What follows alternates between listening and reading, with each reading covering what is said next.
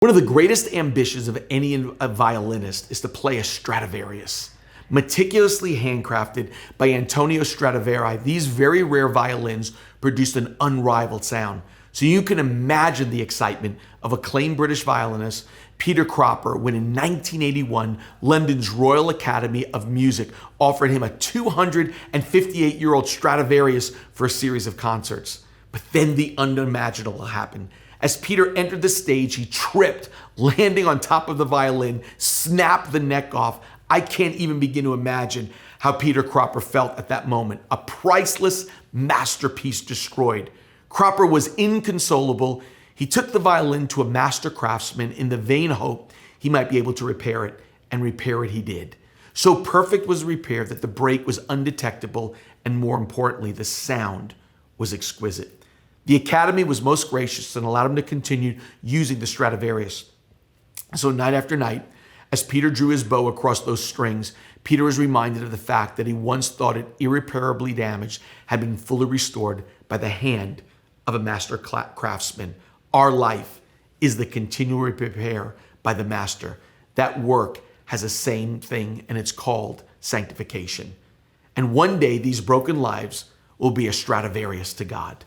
It's what happens between now and no, between born again and the coming of Jesus. Welcome to the 260 journey. And here's what 1 John says. Listen to these two words, between now and no. 1 John 3:2. Beloved, now we are children of God, and it has not appeared as yet what we shall be. We know that when he appears, we will be like him because we will see him just as he is.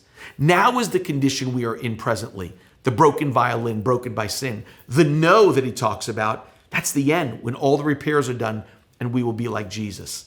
In between, that's the repair process called sanctification. The process of sanctification can be compared to an iceberg, which is almost 90% under the water. As the sun shines on the iceberg, the exposed part melts, moving the lower part upward. In the same way, we are usually aware of only a small part of our sinful and need, which is all we can deal with at any one time. However, as the light of God's work in our lives changes us in the areas we know about, we become aware of new areas needing the work of God. See, sanctification is God working on me, getting me closer to looking like Jesus. It's a good work, but it's not an easy work. D.L. Moody once said, I've had more trouble with D.L. Moody than any other man that I've known.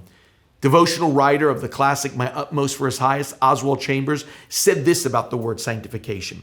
Sanctification means intense concentration on God's point of view. It means every power, body, soul, and spirit is chained and kept for God's purpose only. It will cause an intense narrowing of all of our interests on earth and an immense broadening of all of our interests in God. F.F. Bruce speaks about the work of sanctification between now and no as an imperative. His words are convincing. Those who have been justified are now being sanctified, and those who have no experience of present sanctification have no reason to suppose that they have even been justified. And J.C. Ryle takes it to a new level when he says, the faith which has not a sanctifying influence on the character is no better than the faith of devils. In fact, it's a dead faith because it's alone. Probably my favorite book of the Narnia series has always been Dawn Treader. When Disney chose to do this film, I was overjoyed, believing that this can redeem the other two ones that they did. There was part of the book when the irritating and antagonist Eustace Scrubb, who turned into a dragon because of his greed, and then something was going to happen to him. He was about to be changed back to a boy by Aslan the lion. It was one of the most moving pieces of Lewis's stories that made me literally cry, teared me up. It's the perfect description of sanctification. It's the picture of the Lion of Judah scraping those darn dragon scales off of us, making us like children again. Let me read it to you, and you judge if this is not a powerful description between the now and the no of that verse. One night, Eustace met a mysterious lion.